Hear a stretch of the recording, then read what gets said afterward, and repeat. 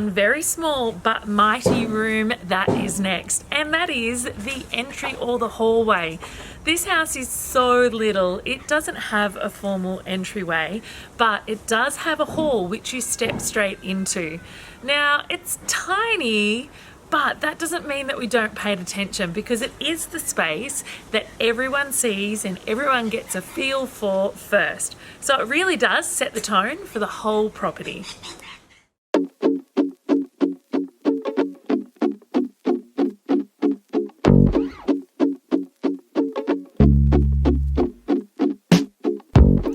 Let the demolition begin.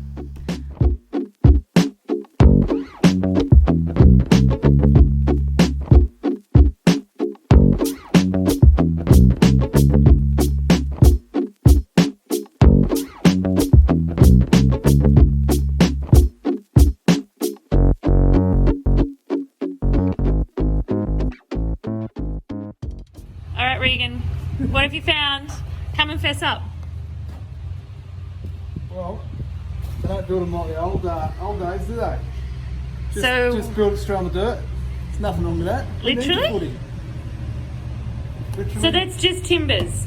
Just some bricks and timbers, just straight on the dirt. That's it. Wow, quality. So it's hardwood? It's hardwood, but... How long do you reckon that's been there? Probably a long time. And not ideal? No, I'd rather something If we choose to put a proper subfloor in here, do we need to dig down? I would probably be removing a bit of the dirt, get a bit more clearance, and attaching timbers directly to the wall with chem set, and possibly a footing in the centre one. Time? So we've got something, probably a couple of days' work. Far out Brussels sprout. All my old houses and just make them work. Look. They literally are just... Wow. Oh, there you go. That's really worked well. Is that what was holding up the floor? That's what's holding up the floor. I think it's fair to say today is not my best day on site at all. So I got to site this morning and we pulled up the floor in the entryway, and there's no subfloor, like no subfloor. It just has 3 hardwood timbers running on dirt, propped up by a piece of rotten timber. So there's no subfloor at all. And so there's a couple of things that we can do. There's a couple of options that Regan's given me as the builder, because this is certainly from a compliance perspective out of my realm. And this is why we work with good trades. So I need to percolate today on which option that I go with from a longevity, from a time, and from a finish perspective. Breathe through it.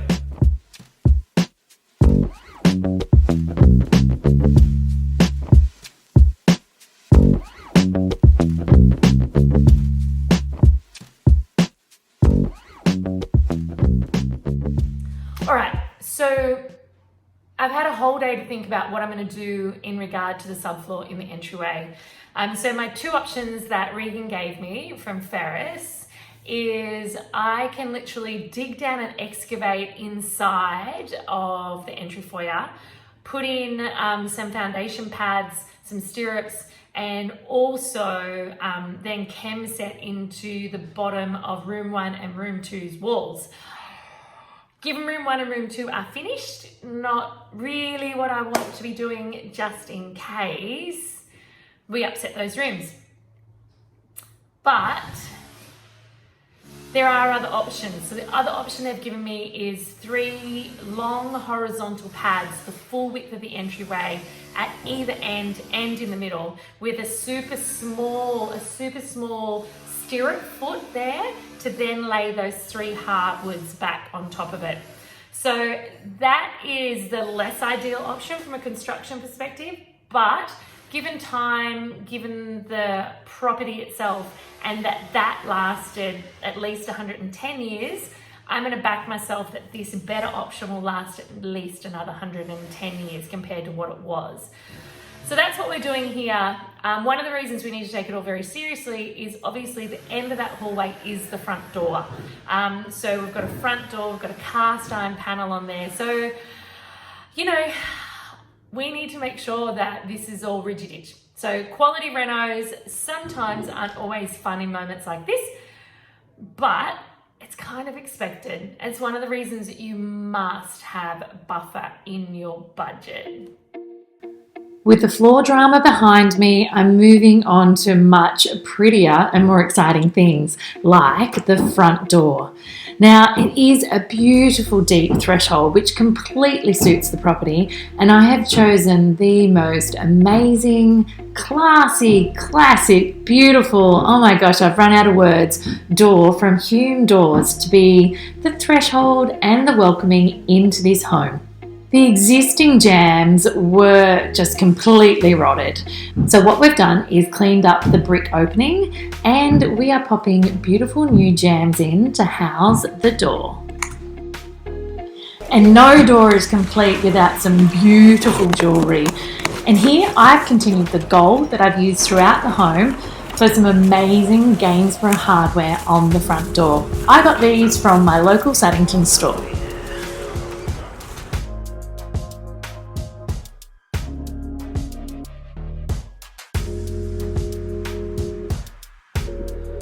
Next step is gyprock those walls, or part of them, because I have something very special to come. Hey, how are you doing, Andrew? No handshaking today. Yes.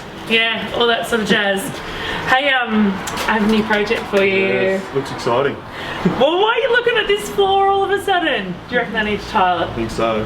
Hey, there's two parts, so it's a big project. Yep. There are two parts that are nearly ready for your magic, though. Yep. So I'll take you inside and show you the first one. Right, let's have a look what we've got. It'll be alright. Yep. So this massive space, is our entry foyer. Yep. And I want to do something different with tiles. I want to do something exciting with tiles. Yep. And so, you know, the old-fashioned idea of like wainscoting and paneling below chair rail. Yep. I want to do that with tiles. Okay. Possible. Yep. Possible? Yep. Definitely Tick. possible. So the next part is I want to do it with large format slabs. Okay. Yep. Like Yep. 2400 by Okay. Yep. 796. Yep. So lay them on the edge. Yep. Still doable. Doable? Yep. Definitely. What are my challenges going to be? Because like we've got two big pieces and then we've got the two small. And I know we're going to be challenged vertically because our chair rail's at 900. Yep. So are we going to be able to chock them up? We will be able to, as long as you've got a skirting to cover what we take out of the bottom. 100%. So we've got, I think it's 130mm skirting. Yep. Yep. That will work then. We can chock that up and absorb some of the height here. Definitely. So with the large format, so this side is battened and villa boarded. Yep. This side, I don't know, I've left this for you. Like you're the expert. It is, look at this, it's a little unstable. Yeah. How, like what? We'll probably patch some of that through there with a render. And then we may glue and wall plug another villa board on. That'll also get us the thickness and match this side as well. And just clean it up, give us a nice surface to work to. So I know that in this position I'm in a bit of a lucky position in that my tile is large format. Yep. And so it's very forgiving in some respects, I find, Yep. to undulations underneath. But if someone had a surface like this that most people would say leave it, Naomi, but it's just not the style of the house. If someone had a surface like this and they wanted to tile like a subway or a subway herringbone over it, you know, what are the things they need to think about in regard to that? Like, I'm assuming they can't just whack over the holes. Tiling is not my specialty at all.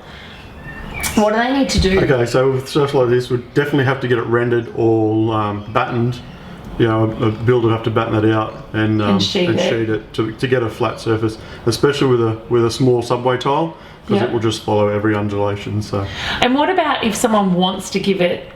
I'm assuming rendering there'll be less bulk on the wall compared to battening and sheeting. Right. Yep. So if someone did want to give it a crack, what would they use to render that? Just an acrylic render. So most hardware stores and things like that have acrylic render. It's just a pre-mix. Add water, mix it up. Mix it up. Yep. Is that where you get to use that really cool tool? Sure is. I love that tool. Yep. It is so satisfying. Hey? It's good. And then they still need to wait for that to dry and then glue.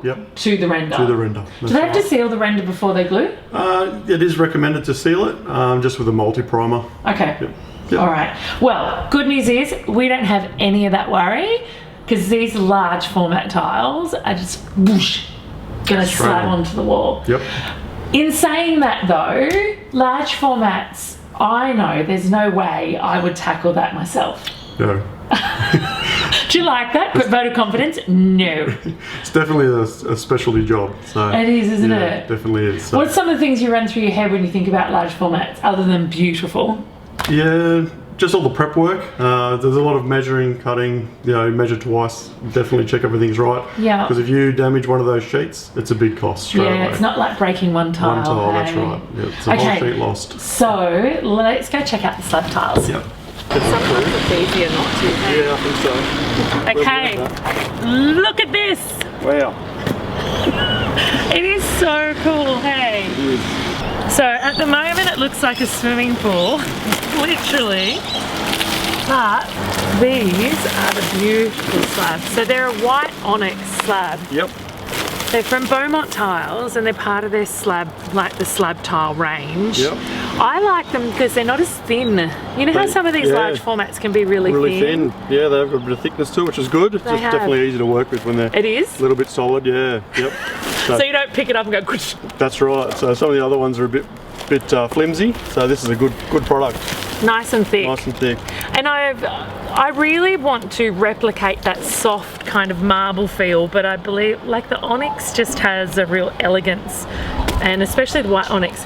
And I am slightly selfish in that it's going on a hallway, and I really want it there for wear and tear. I don't know about you, but at my house, my hallway walls they do get are trashed. Hey, yep. They're trashed, and so I'm trying to work out all the different products, and tiles are such a they're just so hardy. Hey, yep, they are. Yep, they're just so hardy. I've actually done these in a gloss as well, so pretty much anything should be able to get spilt on this. That's exactly right. Or bumped against it. Just clean it straight off. Clean it off. Yep. So I'm looking for like a house I can hose out. Basically, you can do that with this if you wanted to do it. Perfect.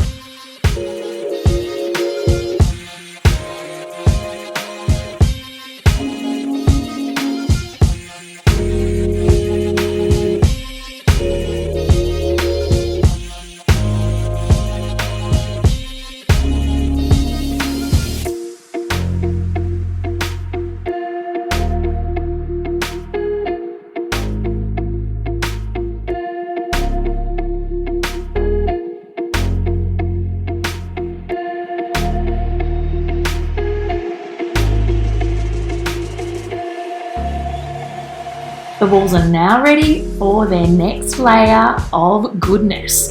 But to see what happens and how this hallway pans out, you're going to have to join us next week, where we'll reveal all of the finishings for this simple entry and hall. Thanks for watching this episode of my 1880s house restoration. If you'd like to know more about Carrington House, see other rooms we've done or will be doing, check out the products that we've used, our trade and supplier team, as well as get all the behind the scenes footage and all the specifications, colours and finishes I've chosen for every space, then head on over to my website, naomifindlay.com/Carrington House, and everything you need will be right there.